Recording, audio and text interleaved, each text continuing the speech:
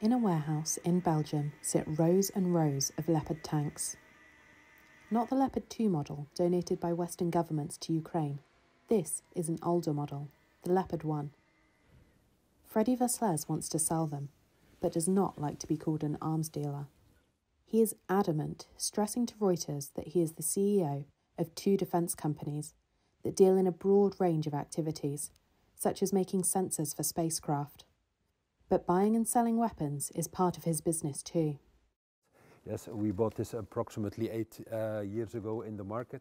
They are available over here, but we cannot use them as is, of course. We need a full retrofit. We have to look at the fire control system. So we really have to make them, bring them back to track before we can use them in any kind of battlefield.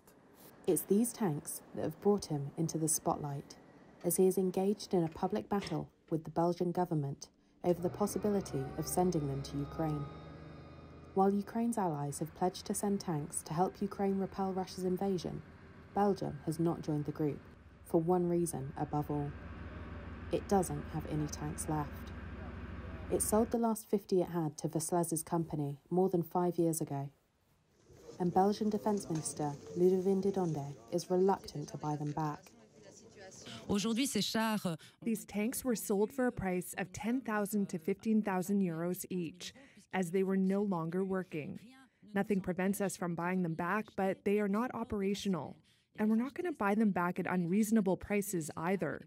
And at the moment, there are Belgian companies that make a margin that is unreasonable. If Belgium does not buy back the tanks, Veslez says another country could purchase them for Kiev. Veslez said he had held discussions with several European governments about that option. There are governments which we have, let's say, currently in discussion.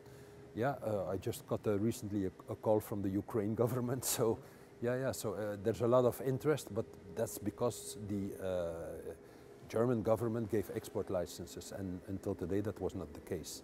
But there's also the UK government, we're talking to the Swedish government, so there's a lot of governments interested, but we'll have to see what happens now.